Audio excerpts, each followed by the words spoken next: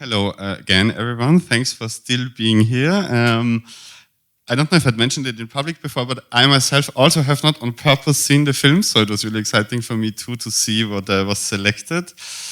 We are continuing with the podium discussion now, but first we want to again thank everyone who made this thing possible, especially the city of Hallein and the Stadtkino of Hallein and Herbert Bucher. Where is he? Thank you very much for your help. We of course have to say a very big thank you to Rüdiger and the team of the Schmiede. Where is he? Over there. And of course everyone who is involved with AVANTGARDE. And I'm honored now to call out our panelists and say thank you very much for participating in this. Stefan, Matt, Till, Gaston, Alex, and our wonderful Jamin, who will do the moderation of the talk.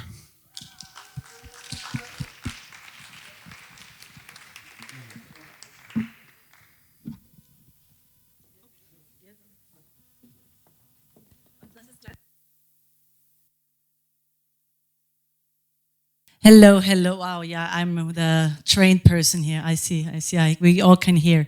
So welcome everybody. If you would be so nice to take the last seat, because they said I have to sit here. It was not my choice. Hello everybody. Some people know me. My name is Shamin. For all the people who don't know me, I'm allowed to make the moderation here for the panel discussion for the very first AI film festival here. What the fuck? Yeah, Hallein made it, I would say. Big applause. Yes, yes, yes. There we go. Okay, I do it really quick because I wanted to hear all the amazing people who make mostly of the AI film production in your all daily routine, I would say. So more than me. Okay, we start with Alexandra Braschel. She's from Austria and sequence film production and has been working for more than 20 years in the fields of directing, camera, storytelling, production, post-production, animation, design and art direction in her own film production, together with Stephanie Meisel, you already know her all, and has a training in numerous courses for adult education. In addition to film production for various companies, they do regularly works on art and cultural projects, as well as music videos for a wide variety of artists. Yeah, we can cheer up for this because that's cool, that's pretty cool. So in the middle is Stefan Baumgartner. We already saw a short movie from you, if I said it right? Very short one, yeah. He's also from Austria, a fusion collective, and is directly mostly, but directing commercial and documentaries for over 15 years. Over the last 3 years, he has been exploring AI tools, like with a lot of people here, within his filmmaking practices, trying to blend artificial intelligence with human storytelling, and also educated at the HTL Salzburg for Graphic and Media. Big applause, please. Gaston Gordon, yes. It's also an independent filmmaker from Argentina and is a storyteller at the crossroad of arts and technology. He uses humor and empathy to explore human condition through film, music, design, illustration, performance arts, and more. Born in Argentina and based in Austria, he found generative AI as an emerging partner and natural evolving of his long life artistic curiosity. It's so cool that you're here, so he's the international part from me, all the otherwise, yeah?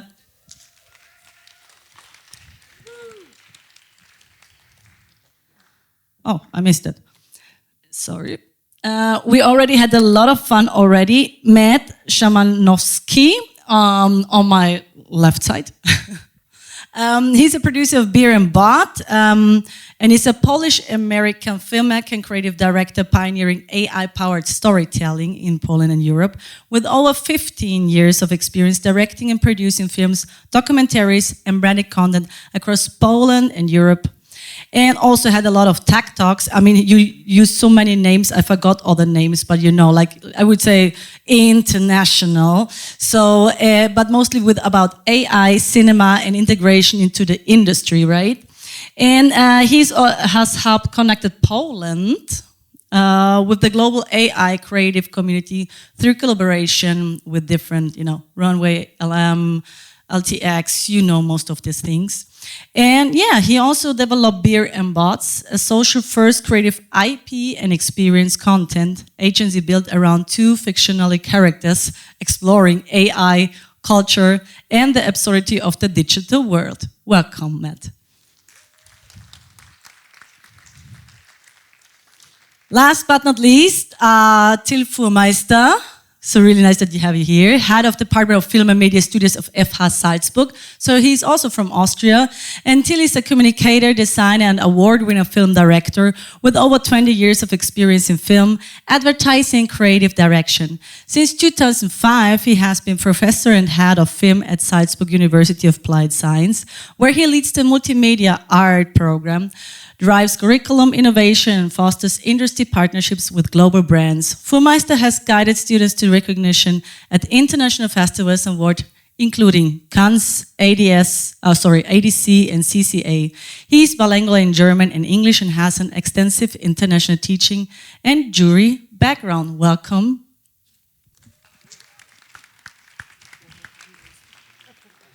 Yeah, so I hope you allow me to read it down because there was too much information to just learn it from one day. But yeah, okay. You see there are 2 microphones. I will start the question I will start on one person, but you can all be free to answer this question, but that everyone get more or less equal time to talk, be fair enough for everyone. And so, I will start with the first question, which is about the future of film with generative AI. And we've seen it already. AI is arriving in film with enormous promise, but also alongside the hype come real challenges, right? Yeah, right, exactly, yeah. Because with the hallucination or ethical dilemmas, there are a couple of the topics of it, which we can count. We are really curious about how does the generative AI shift the role of directors and creative teams? Will it be a co-author, an assistant, or even a competitor in shaping cinema visions? And especially, for Alexandra, if I can start with you, as a director or producer, or also like an educator, how do you personally feel about using Gen AI in a creative process? It's really difficult to say because things are changing extremely fast. And in the beginning, I always thought it will stay an assistant like all the time, but it starts to develop like really intelligent things and it starts to learn so fast that at the moment I get more the impression that it's becoming a sparring partner. And I already know lots of people who start working with AI as a sparring partner. They start a communication, they discuss problems, they discuss films, they discuss ideas. So I think there is a switch and there will be a change in future as well, where we will see how far we can go with communicating with AI and developing new films with AI. So from the assistant to the sparring partner, really cool. So Till, what would you say about, because you're also like educating at the FH? Yes, so, well, I'm glad that that was mentioned that AI is not a tool but an assistant or a trainee or whatever, because that's what it is. The thing is that basically the future of filmmaking is still the human who tells the story. And not AI. AI is kind of a technology and an assistant, but the assistant is not as smart as people think. If you give AI a task, it comes up with a copy and a combination of copies. And I'm encountering this all the time, also here. And there are films where I can exactly say that the director wrote the script using AI because there are components from this and from this and from this. Take the vampire movie. It's a total one, literally mixture of Crossroads with Ralph DiMaggio, Sinners a little bit, and the whole Faust theme of a musician selling his soul. Like the Ridley Scott BMW film where James Brown sold his soul. So I've seen many components just put together and if the human does not really curate, so if the human does not use the information that the AI gives him or her and curates and gives his or her input, then generic stuff comes out. I've seen this in lots of those movies that I've seen, and I'm actually not so impressed as others. They are fantastic technologically, but I've seen in every movie that I was remembered at so many films who did all this that I've seen here so much better. And I've noticed that the people who prompted that didn't have a notion about lenses, didn't have a notion about film stock, didn't have had a limited notion of grain, for example, like ISO, ISO, whatever.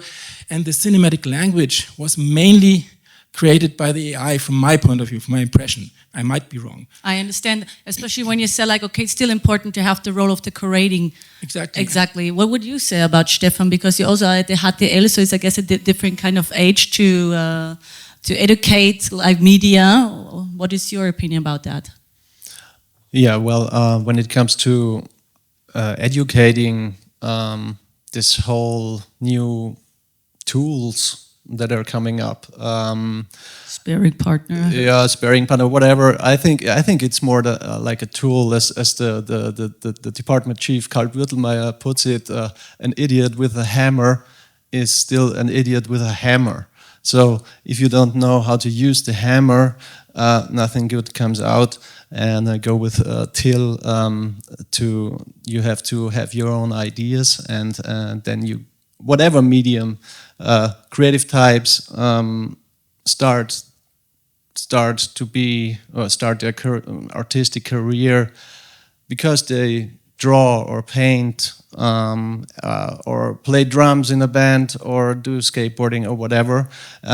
So these are creative people, and then they choose their medium. And if it's an AI tool, yeah, that's fine. If it's stop motion video or film, it's also fine. But I think younger generations, so at the HTL, people are up to 19 years old. I think they should understand how they can use AI. And as Till said, sometimes it looks or sounds like a human when you read a text, or you're given a text by ChatGPT. But in the end, you have to be responsible if that's really true, and you have to do something with this information. And yeah, I think the human role is still there, and I think this will be sometime. So we'll see what happens, but I think at the moment it's just a tool, and you should learn it critically and technically, I guess. So I can see the hammer could be my sparring partner if I'm creative enough to know how to use it.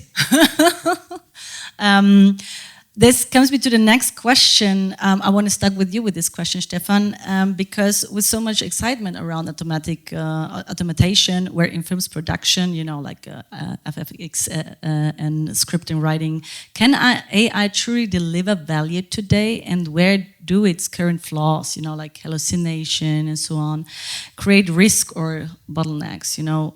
Where are the risks behind of the AI? Because we started before with creativity, okay, start more with the personal human side, and there's a tool. But what is the, you know, the dark side of the AI? Yeah, we will figure out in the future. But yeah, I think mainly I'm a director, directing commercials, but also documentaries. And for sure, when it comes to commercials, agencies and clients want to save budgets and say, hey, let's do it with AI, and everything is cheaper. And I think when I do a commercial project using AI, I always let them know that it's not the kind of working that we are used to in a studio when we're doing a commercial or whatever. because you don't have 100% control yet. So we want the actor to have the hand like this and not like this. Or so there's these tiny things, and everyone who experimented with AI tools saw all these flaws in the films we saw, if it's the skin or if it's these frames that are like jumping or whatever, or movements, physicality, and so on. But on the other hand side, so I tell them, hey, it's more a bit of an experiment.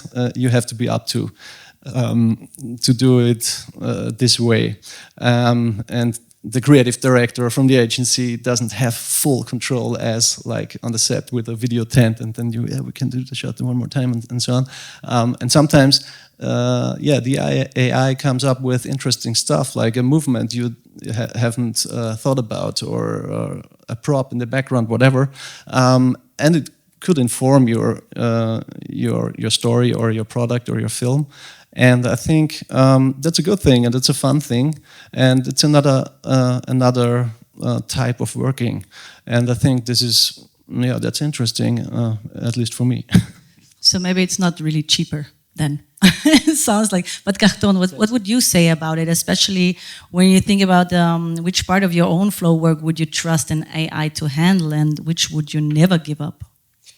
I would trust it with nothing, but I would let it do everything. I think this concept of the assistant or sparring partner resonates with me, because it's many times there is things I don't want to do, and I don't have other people or the budget or the production to do it. And then I say, okay, let's hope AI does this for me, and it's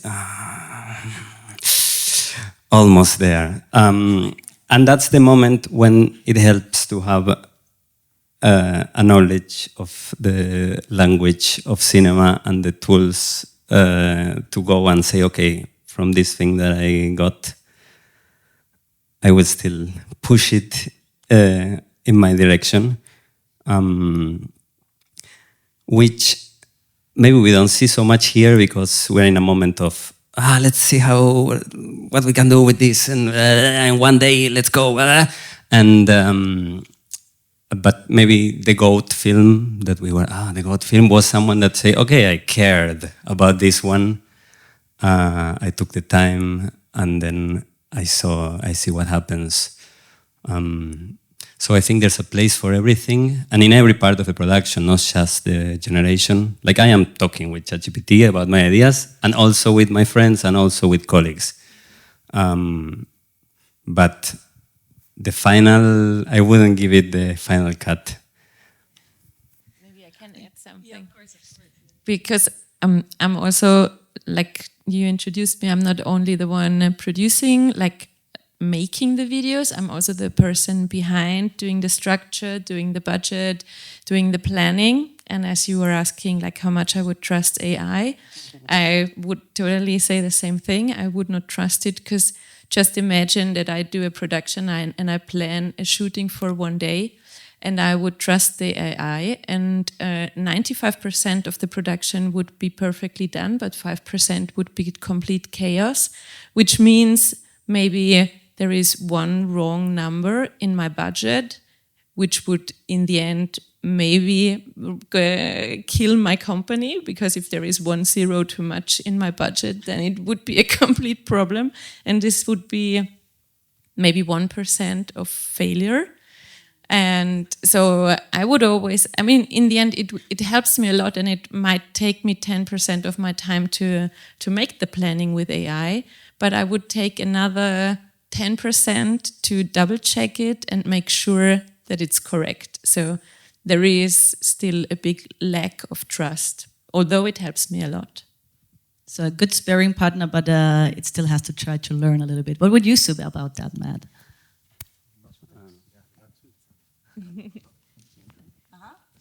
Use mine otherwise. Just turn it on. It's just. Hello. So you bring up a good point here. Is it a tool? Is it a sparring partner? I think there is also an element of enhancement, because it's kind of you have an idea and you have to understand how to communicate that idea with just language, really, with just text, which you prompt, and then it picks up on the nuances. So let's say if you're more interested in light, then it's like you have a more painterly quality. Well, then that will come through. If you're more interested in the technical aspects, like a camera, grain, then that will come through. If it's like facial features, if it's characters, so all of these things, like, it really just enhances your knowledge and your experience with cinema. And so in this way, it's like it's actually very honest. Like, you don't.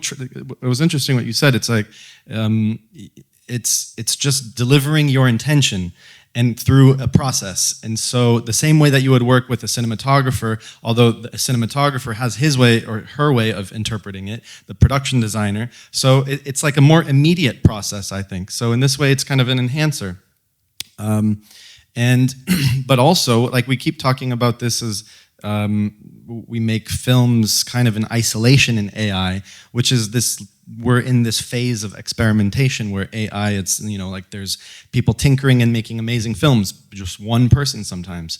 But I think that's also one big thing that is a focus for me and what I'm doing in Poland. It's like how to get a whole team of people that understand what AI can do, and then how to work like a team. So, for instance, and we were chatting about this with Till before, it's like, there has to be an industry around it. So there has to be a real deep understanding of the potential of the tool, or how it's an enhancer, and then everybody has to kind of spar with it.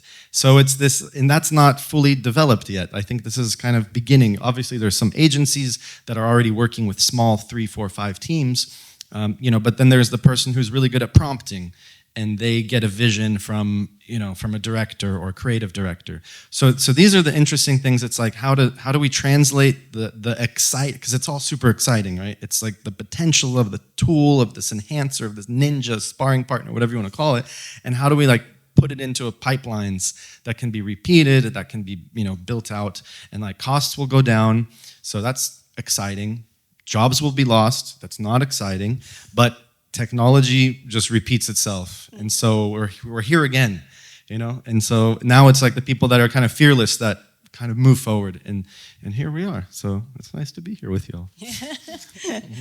From the perspective of education, because it sounds like, okay, there comes a new industry, okay, so we need people who get trained or learned about the new technology, right? So what new skills should the young filmmakers be learned to work with, or critical access AI tools, and which traditional storytelling and craft should be kept alive, especially Till.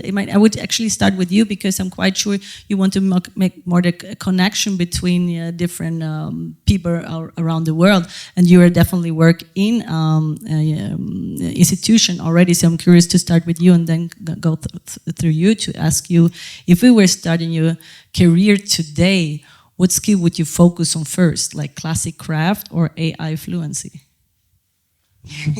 Yeah, it's like, it's kind of like there's just new tools we have. I think like everything gets more complex with as time goes on. Like life becomes more complex because of there's more tools, there's more vessels and ways to express yourself, and so it's like first everybody should know the thing that pulls you most. So what's the quality, the thing that you like most, and then you go towards that. But at the same time, going back to just the question, it's like you can't skip an education. You can't just become, it's like not only do you have to know the technical tools, but you have to be able to say something. And so that's an interesting thing too that I often think about. It's like, there's reality TV, there's fake news, there's, even like the political kind of things that happen. It all, for me, like basically it feels like this kind of big story that's being like shoved down your throat, and yet when you see a really good film, like a really, really good film, it's like there's truth there, and it's a fiction film, and there's a team of people behind it, and it's like, just to sum it up, through fiction you can really tell truth, you can really tell story, like something that is universal. So now we're in a position where there's this really, really, really fake tool enhancer, but actually you can still, like, you have to go back to the basics. You have to go back to like human nature, that, you know, essential universal thing, whatever it is, that like resonates deep in us. And that you're not just going to accidentally stumble into. That just comes from life, comes from study, comes from, you know, deep knowledge. So yeah, so it's kind of like you have to just know everything, unfortunately. Sorry. It's before you answer till it came up in my head, is like faking until you make it will stay also in a digital era, right? Well, the thing is, this is exactly what we're doing right now. And take a look around. How many of you are between 20 and 29? So, Whoa. yeah, super, one. So, where are my students? Where are they? Where are the students? Where are the young people? The ones who are the upcoming filmmakers. And you see almost none, which is pretty impressive because it's the newest technology up here. And we are facing a total fear from the filmmaking generation that the AI will take something away from them. I've encountered this at film meetings in Vienna, where the scriptwriting guild panically defended itself against AI. Yes, I use it, but only as a last resort. Instead of saying, yeah, I work with it as an assistant, not a tool. Anyway, so, and I've encountered this fear, and this is what we try to tell the students, because my firm belief is that, and this is what we do with the curricular changes that we are doing implementing AI, we still keep the foundation. And the point where you enhance, I like the enhance metaphor, it's pretty cool, I've heard it the first time. Let's go with it. So as soon as you have the foundation and you can rely on something, then you use the enhancer, and you can use the enhancer because you know what you're talking about. And then the jobs probably won't go away, because a DOP then will prompt and the director will prompt, but the DOP will probably have a better knowledge of the images and moving images and so on, and the storyteller will probably have more knowledge about storytelling. I mean, again, when I refer to the films that I've seen here, one of those redundant things are the poems. There are millions, tsunamis of poems, and they look all the same. Take the one with the woman, the frustrated woman. This was kind of like a Bukowski poem. Only that Bukowski does it a lot better. If you want to read Bukowski, you have to be 18 plus, because he's pretty graphic. But he is a very renowned artist, literate, and he did exactly poems like this a lot better. And the AI probably, because I assume that an AI wrote this, did it like this. If then a scriptwriter coaches the AI, he will take the prompt, this prompt from the AI, and say, okay, now we rework it. I even did curriculars with AI and I rewrote it. I just didn't take it literally, because I noticed that like 50% is total shit and 25% is just a boring copy. I just want to give a short example of filmmaking. So I'm a DP, or I'm a director, because directors are supposed to do storyboards, because like Ridley Scott, if you are a director, you have the film in your mind and you have the vision in your mind. You co-work with the cameraman.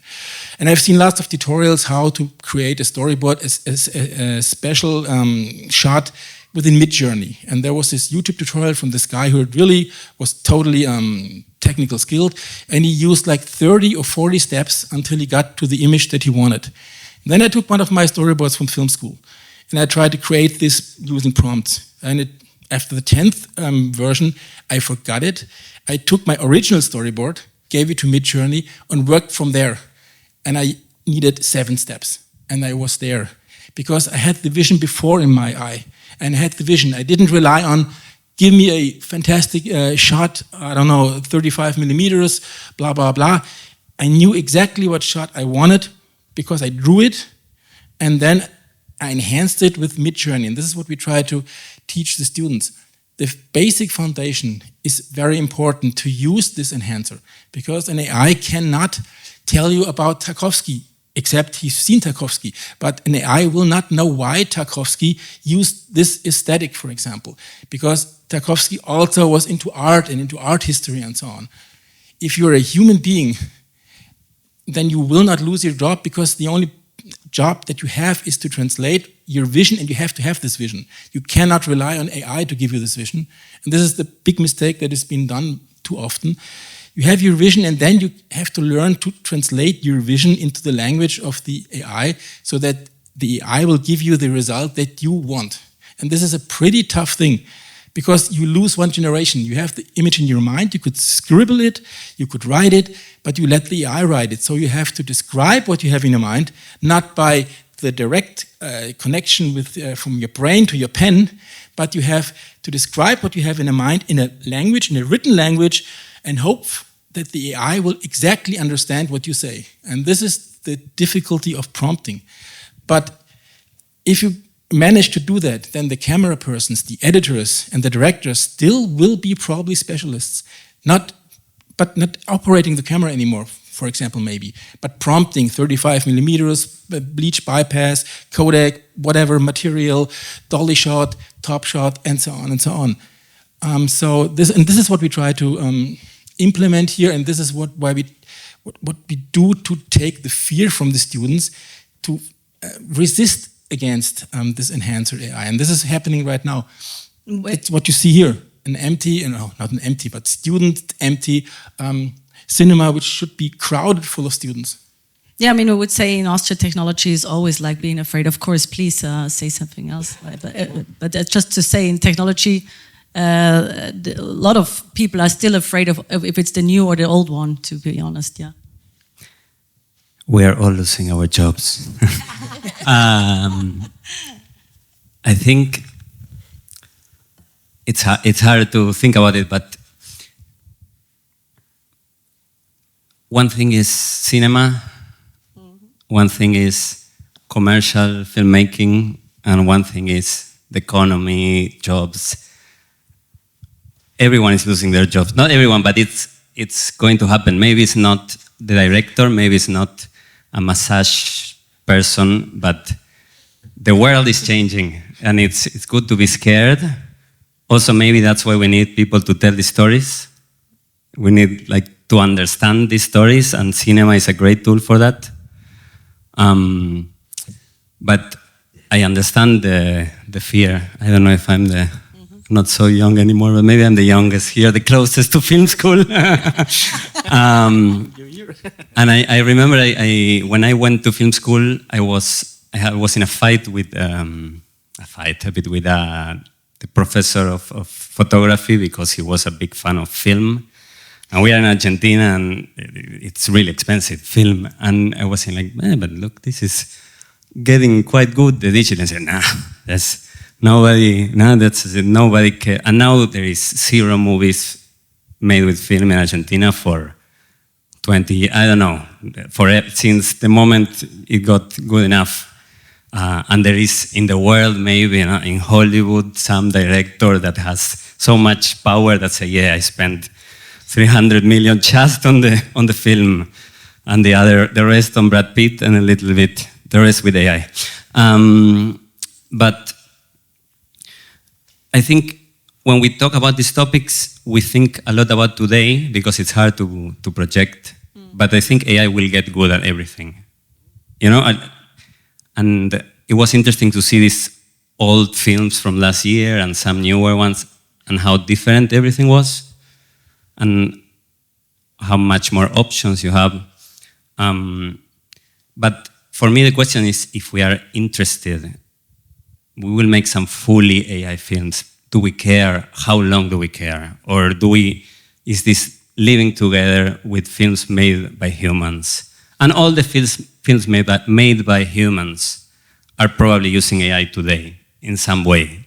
They say it, they don't say it, it's in the pre-production, it's one shot there, it's one shot that only the person that did the shot knows about, but it's there. The credits, the credits, and we were talking before about some jobs like extras, like figurant. Why do you want to pay for someone to be out of focus on the background? For the people who don't know, extras, they're like we need to fill this theater. Do we hire 200 people, or we put this dimly lit theater? So I think if I was in the moment of starting, I would probably start with AI because it's cool, but I would say start with the cinema, with the language of cinema, with your taste, watch things and discover you have something to tell. But don't get crazy about, I really like this camera, because, I don't know. But that was the same always. Like with this film to digital, or you have LED lights now, a light, maybe you don't need 20 people to handle one light. Yeah, that's how it goes. So you came back with the vision first, and then you can figure it out with the classic craft. It's maybe more what you get driven through, or you find people like a team who can help you out. I hope that we as humanity care about that and not generic. There will be generic films for sure, and there are already generic films. So there will be a lot, but I hope that we care about the ones that touch us.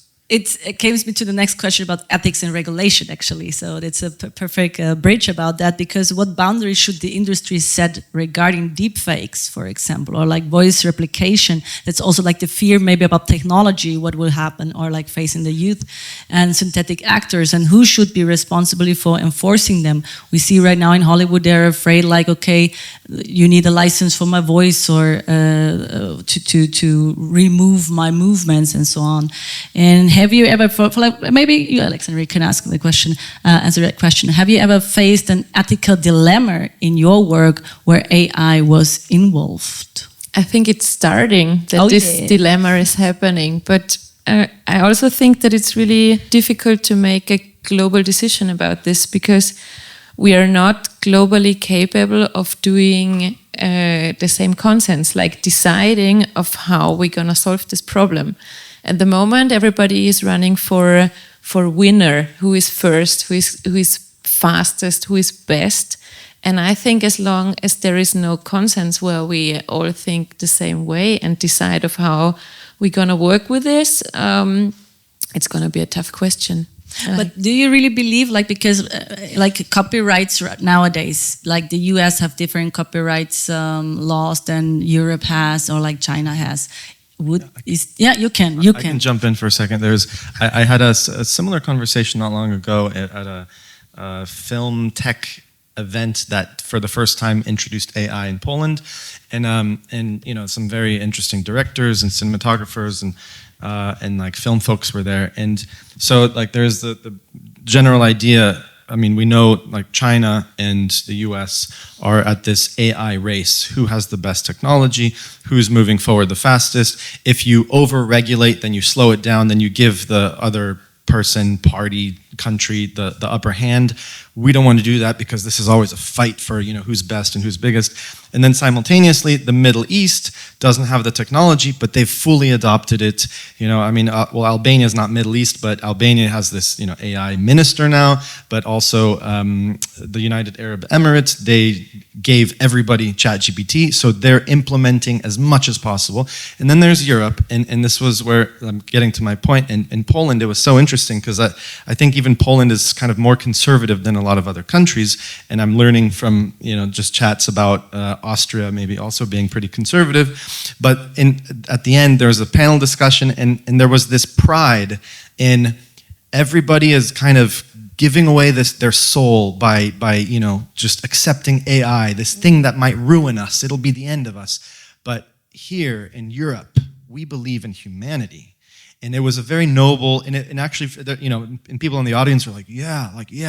And then I thought to myself, like, this is missing the point. This is not about, like, you know, it's like AI is humanity because it is coming from us, like every single tool comes from us. And so, and I was suddenly isolated, because I'm kind of like, you know, really going like, no, we have to figure it out, we have to have discussions about it. And then suddenly, like, the discussion stops, because it's a moral human issue and we are defending humanity.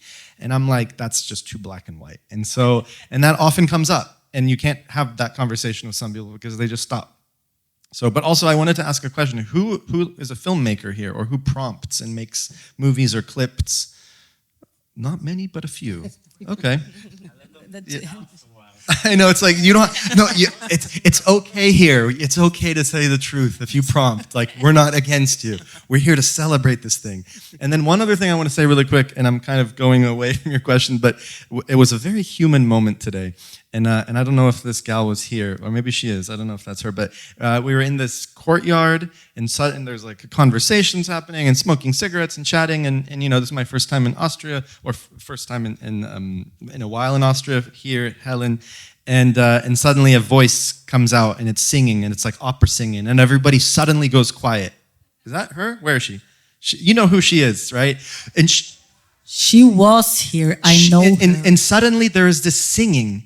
And everybody shuts the fuck up instantly, and we're like, and we listen, and everyone's like listening, and you're like, what is this? And then for a second, I'm thinking, is this a show? Did we just come into some spontaneous art show? Because Steph is saying like, yeah, there's all this art and stuff happening. I'm like, oh my God, this is some unique experience.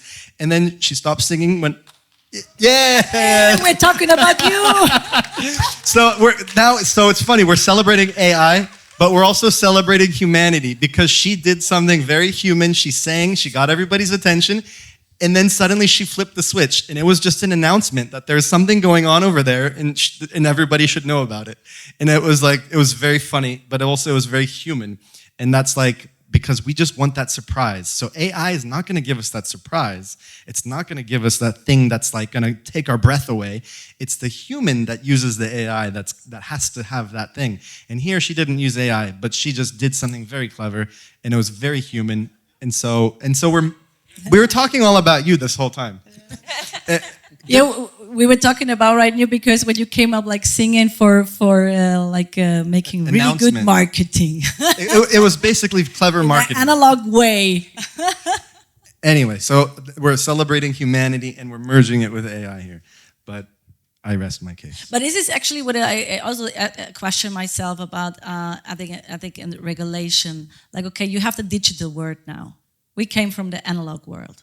Okay, film is like something in between, which also twists something. It's not really digital, which is like, I'm sitting here and I see something, which we figure it out, this is not real as long as there is not a documentary, you know? So it's also like digitally word, is this then true or not? And how you should, again, the regulation, you know, when it's about deepfake, you have like, I don't know, you have this prime minister now in Albania, okay? Maybe someone makes a copy and says something. Is this then allowed? Is there a regulation right now to say, okay, it's the only Albanian because she had the certification for it, and then another one you can copy, make lip sync and so on, is not the true Albanian minister anymore? Well, I'll just say really, and I don't want to take over here, but it's like, it's just critical thinking, and Steph said this also, it's like, we don't know, soon we won't know the difference between what's real and what's not. And there is a lot of philosophers, actually, even the idea of the Matrix, the film, was coming from Baudrillard, right? The simulation simulacrum, which says as we go farther into reality, we no longer know what reality is because we're so far removed from it. And so now we are in this time where reality is being suddenly manufactured, and we don't, like, soon we won't know because we're all in our screens and we're all looking at virtual worlds and we're trying to dive into virtual worlds. And so to prevent us from being blinded or totally, you know, like in the illusion rather than the reality, we just need critical thinking. And then that comes in with like education and human will and volition. And those are the things that need to be celebrated, because the process is actually becoming, people who are old school, they're holding on to the process. No, we need a camera. It needs to turn. There needs to be a sensor. The light has to hit the sensor. This is real, right? And it's like, well, you can just prompt it now. Like, it's a different process. So people are holding on to the old traditional paths, and yet it's like, that's not the point. It's like the human intention and the inspiration is the point. And then once that transfers through whatever medium, we just want to inspire people, and they need to be moved and they need to be like changed.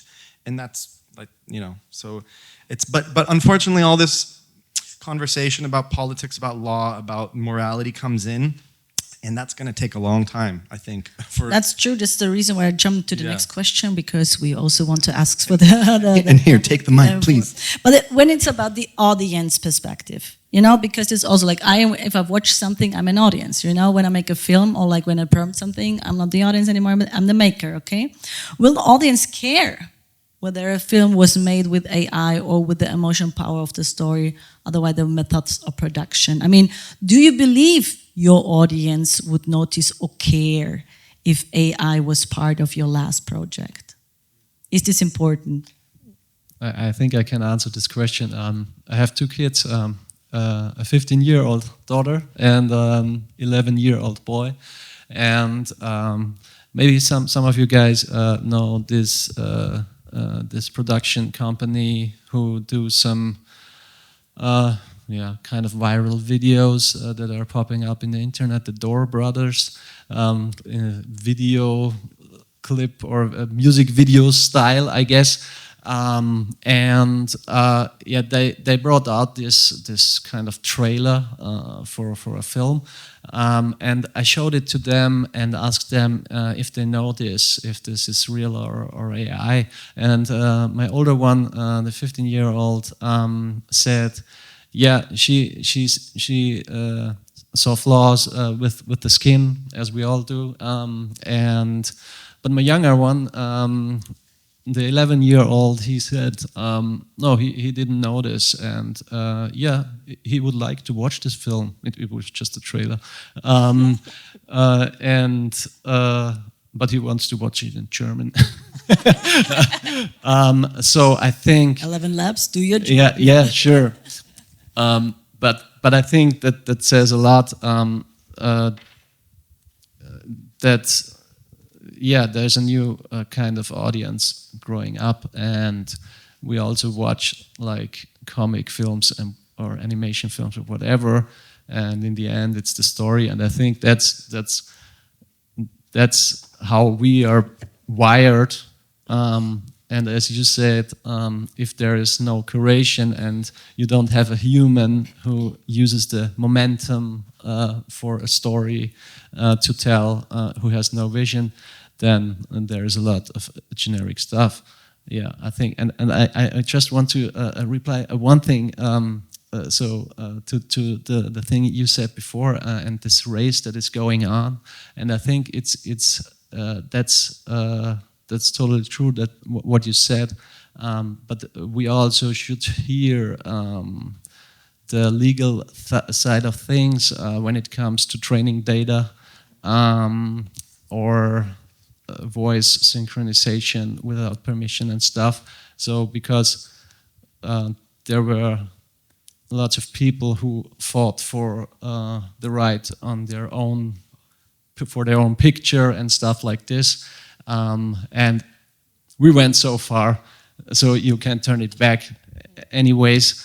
But it's still a point that I wanted to make. It's a thing that is this kind of dilemma for me, that it's not super correct, but it's a tool.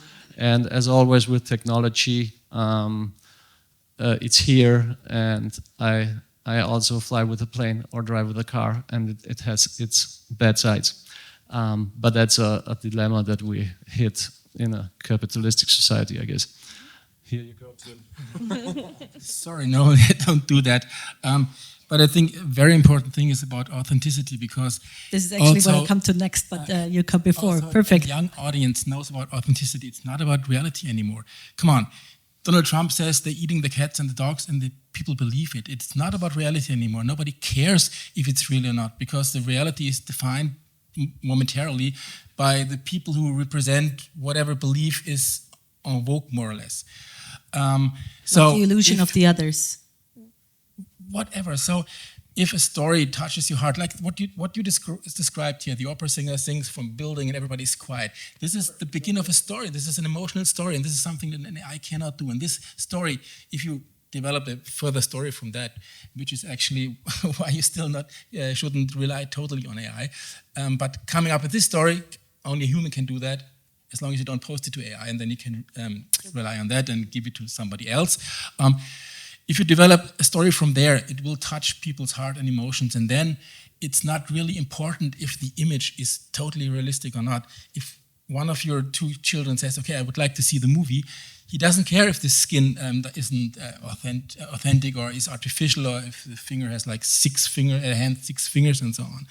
So it's basically really about storytelling. And the enhancer then gives you the possibility to, to create those stories. And the other thing is about restrictions and laws. The thing is that I don't believe that ever a law has prohibited things from happening if people don't do it by their own free will. I mean, how do you prevent your children from going to pornography with their smartphones? There is no filter anywhere. And if you build in a filter, they go to their mates and open this up. As soon as they know the internet, as soon as they know and learn that, and then they do this by themselves. I was pretty afraid with my kids. They are now grown up, 17 and 20. And I was always wondering, how do I protect them from the internet? Because it's full of totally cruel things. I mean, there's everything in the internet, everything. And any law that they said, okay, you must not do that, otherwise you get punished, probably wouldn't have worked. Yeah. But as soon as I told them, okay, this is the internet, don't go there because it's shit, you can do it, but don't do it, it's not worth it, and so on. And they grew up with this and learned this. And I make this experience with lots of my students that they say, okay, I erase Instagram and I erase TikTok from my phone because it eats up too much time. They're not forced to do this, they do this by themselves because they were not forced to not use it, but they learned to use it. And this is... I wanted to open then the Q&A because this is about the storytelling, the authenticity. I guess it's the most important thing. Like if the emotion driven is us, we care about, I would say, right? You want to say a little? Yeah, of course. Close. Then we open it, okay. Yeah. Connecting these last two questions. I think the audiences don't care. We care. X, Instagram, whatever cares way too much. And then things have been fake since the invention of editing. And it's a secret. If you start, the ones that are not filmmakers, since you were born, everything was fake. That's editing. You can do something, tell the truth. Yeah, it's true. And then you say, well, I believe this authority. I believe who said it. We don't believe that anymore. It's maybe a democratization of how much people can pretend to do stuff, but this critical thinking, and also like you care about your neighbors and the people around you. The news, we can't care so much, but I think it's a good moment with AI to get back to our people and have fun.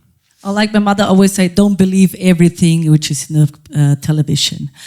We want to open the Q&A. You want to have a question already? So, okay, do we have...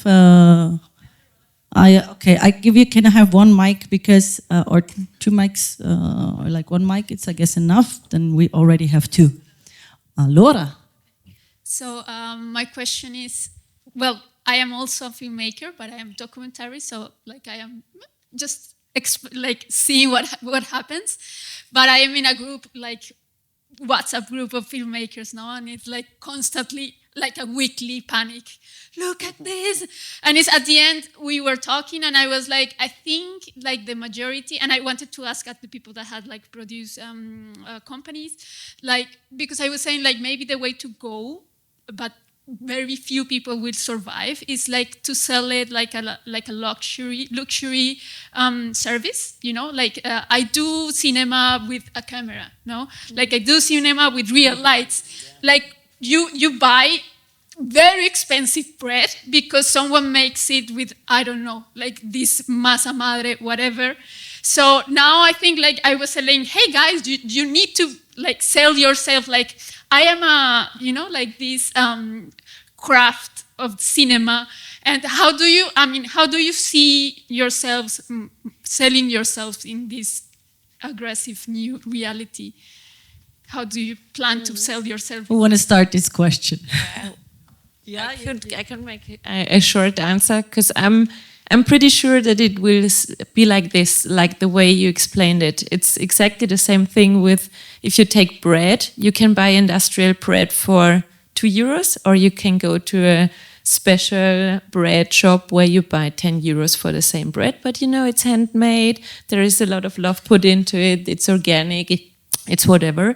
And I think with filmmaking, it will somehow also stay the same. Like, you cannot do a documentary with AI. I mean, you can, but in the end, what's it about? I mean, it's not real anymore. If you prompt a documentary, then I would say the portrait is the wrong way. So I'm pretty sure, and you see already on Instagram, like in the feed, you have all everything marked, done with AI, and I think you scroll over it more faster sometimes, because if you see that it's AI generated, it might be, or at least for me sometimes, it's not as important, it's not such a big value anymore. And so I would say there is hope for filmmakers. So yeah, just to quickly kind of reiterate this, but there's still photography, there's still painting, there's still theater. All of these, all these art forms exist, and as we go deeper into life and society and technology, just more venues and vessels for expression exist. So yeah, and so you'll still be maybe behind the camera if you really choose to be, and you're really good at it, you'll do that. So there's another question here. Yes. Yeah. So I do have the microphone from the stage to the audience now. I want to just briefly throw some things into the mix, because I do agree with a lot of that it's said on stage, but I also think it's sometimes a little bit more complex. For example, yes, of course, we all want the handcrafted bread from, I don't know, Josef Brod or I don't know what, but if we look at how much bread is sold and how much is artisanal, it's like another story. If we don't talk about movies, but for example, AI-generated music, I do see, for example, the problem that, of course, there is right now, this music is not so good as really good composed music, but you can just produce so much content that it will erode the market quite dramatically, I think. And we also talk about that AI cannot be creative and that we need the human in the loop. And back in the days we said, okay, it maybe can play chess, but it cannot play Go. And then it was able to play Go. And then it was able to do all of those things. If you imagine a scenario where you have 30 people working on a movie, all of them prompting, and if you do 100 or 1,000 projects like this and train an LLM with all of this learning process, I do think that there's a chance higher than zero. I don't want to say that it will happen like this, but there is a chance higher than zero that AI will also correct emotion, or how we humans function, because we always put ourselves on this pedestal. We are really good in making those in groups and out groups. Back in the days, it was people of color, our religions, and now it's our creativity is so much better than this. And I'm not sure if it's, it could happen that we realize that it's different if you just have enough data and training and all. Actually, I want to answer this because when it's about AI and music, then this is really, because music is always far behind than images or it is, because there is no content of the Eastern music a lot. The data is mostly Western driven. There's not a lot of African data at all. There is no indigenous data at all. While you have in the images or in the movies, you have more the international way. You have mostly not traditional music. So this is what it drives us more into the emotion, to connect with the human being. Because when you hear someone sing a makam or something Gregorian style, there is something, it's in the cultural heritage, you get more into this imagination of get contact of a cultural human being, or I get the emotion of she's chanting because of a higher power or whatever. And this is what I guess the difference. And I would also agree with that, because we will come to this point that there is enough data space to use it to imitate emotions. I guess this is the most thing. Yeah, okay, yeah, this is in music. Sorry, I have to do it again. First of all, I disagree with music, for example. You know that Spotify, if you load something up, you agree that Spotify, there's this band called Velvet Sundown. And Velvet Sundown produced 3 albums within 3 months and had 1 million monthly listeners. And this band was AI, 1 million listeners per month. You can calculate how much money this band made then. 1 million listeners per month. And they say that every 5th song in Spotify by now is AI generated. So it's pretty difficult. The other thing is a pretty complicated thing about emotion, because AI cannot generate emotion yet. It does not have a conscience. If you come with chess is a pretty simple game, and everybody knows that chess is good for AI, but doesn't really prove intelligence. Then they went Go and the move 42, which was the impossible move, which I didn't understand because I don't understand the game. But this was actually an exception. If an AI gets a conscience, we'd have to have a brain emulation, meaning that we rebuild the brain so that, because this is our role model, this is the AI role model, the brain. Creativity consists of connecting things that do not belong together. Creativity consists of the ability to get intuition, and intuition leads to connections that you do not naturally produce, except that you are inspired. If Mozart went into a lawn and was stung by a bee all of a sudden and felt the pain, and this was the inspiration for a symphony, for example, because this pain inspired him in combination with the smell of the lawn, and so on and so on. This is creativity, and a machine cannot yet do this, because this depends on our brain, because this is the only way we know how conscious works, the human brain. And they try to rebuild the human brain, and they are on the way. And if you want to really get into this, read Nick Bostrom's Superintelligence. There you can see what the way is to get to a AGI, what's the AGI? General artificial intelligence, and from there to a super artificial intelligence. But they are not there yet, because we don't understand the human brain. And this is where the conscience is created. And the only machine that we know that has a conscience and develops emotions is the human brain, the human. So this is the blueprint for the AI. If we want to have an AI which has emotions, we have to rebuild the brain. And this is what they do, actually. And they are going there, and there are 4 ways. This is nanotech, this is and biotech. I have to jump a little bit because we have still 2 more questions. Sorry, I know. Just because the next one, what's the next one? We can also then discuss outside, but there are already 2 questions and we are over time already, so I have to jump a little bit. There are 1 question here. Okay. So sorry, I know. Maybe very fast random thoughts, just that because when I heard it's about storytelling, and then I thought about the story with the singer. I thought maybe it's not about storytelling anymore, because it's not the times for storytelling anymore, because the young people that are not here, they're probably on social media and watching like 5-second clips. And we are talking about a technology to create moving images with, but we're using the terms film, but something very new is coming, I think. So I don't know. I'm very excited, but maybe the classical film is something that we should, like you want to, bewahren sozusagen, the classical privilege to knowledge of cinema, but for me this is privileged, because the new generation, they don't need to have the privilege to have the knowledge of cinema or of being a cameraman. They are going to create something completely new with this technology, and we don't know what yet. So anyways, that leads to my question. And not a cynical question, like a super curious question, because I work as well in this field, but this new technology, the AI, generative, whatever, film programs, is there anything yet they can do that you cannot do with classical film or with special effects, besides, of course, from the fact that being lazy or saving money, but are there like specific things maybe that this new technology can do, or you can do with it when you use it, like really pushing the borders of something that is technically possible? Is there something there yet? I love this question. Who can answer? I can start. I think you have something to say, probably. I don't know. First, I want to say something very short. No, I think emotion is not in the art, but in the people, in the audience. So for me, music was the first time that I said, "Oh, this is touching me. Oh shit!"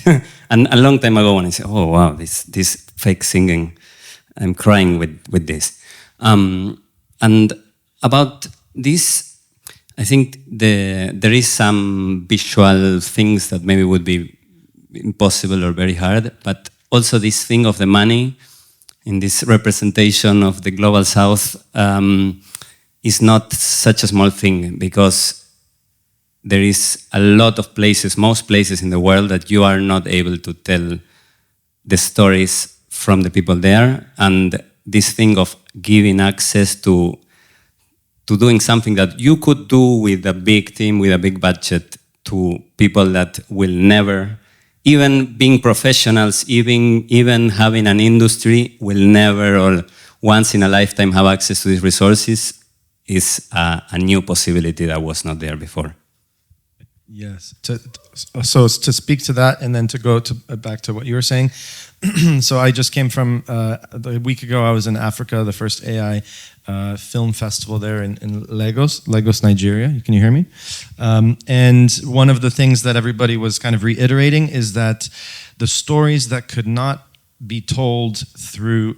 Basically, they have such a tradition. Africa has a tradition of storytelling that's mostly verbal. They haven't written it down. It's not documented like European stories so much. And because of this, and also the industry, as the infrastructure was so weak that there weren't many, even though they make a lot of films, they don't get, distributed. They're not seen outside of Africa. Sometimes they're not even seen outside of certain small areas. With AI technology, it's going to change because now there's so much access to the tools to tell stories. So we will see a lot of regional voices coming out, and that's very exciting. So that's like a plus for AI cinema. Woohoo, yeah. And then, but then again, attention spans are going down and people aren't watching cinema. So then it's like, okay, well, what's that about? And now you have vertical video and you have stories and Instagram, just like 30-second episodes, 1-minute episodes, and that's becoming a new thing. And so with every single tool, and as this is going back to the other thing you're saying, every single technology has a new, or every creative tool has its own nuances. And it needs to, and then the purpose for the humans is to find the way to creatively express themselves within the limits of that tool. So it's like, is that still following? Like, theater is going to still be a special thing. Old cinema, a 2-hour-long film is going to be a very special thing. Fewer people will do it, but it'll be so special, Yeah, like it'll be more special in some way, but it'll be for less people, unfortunately. We're all crying inside about that, but maybe we'll find a way to tell stories with micro-series and micro-dramas. And then finally, really quick, the other thing is, AI has a plasticity that none of the other tools have.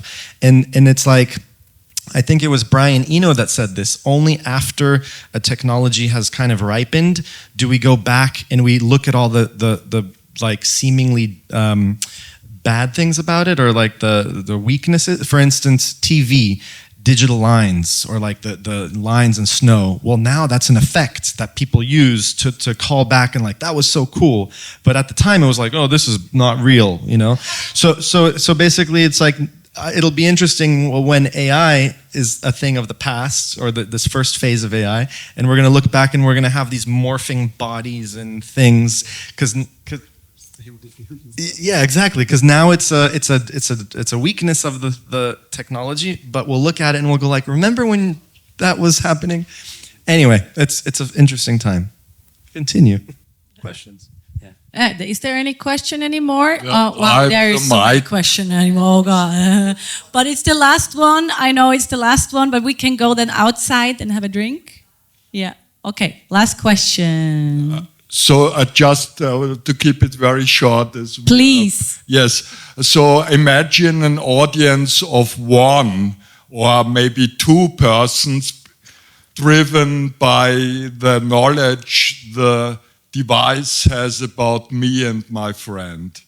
So we are served a movie which ties together our previous experiences and does it in a way which suits both of our tastes. And then it becomes a medium of love. And it's intimate, and it can be even pornographic. And at a certain point, some of those might be posted and become a bottom-up culture where individual sensitivity and emotional attraction drives inspiration for larger groups of people. Cool. Yeah, I would also say that was really nice ending. That was a really cool. Yeah, like, thank you very much. I don't know how to top that. No, really, thank you very much for being here. Thank you all to come here. I just want to mention last thing, because there's a hackathon on Monday and Tuesday, and maybe, who knows who invented the word robot? Yeah, specifically, maybe more. There was typical one guy called Karel Čapek.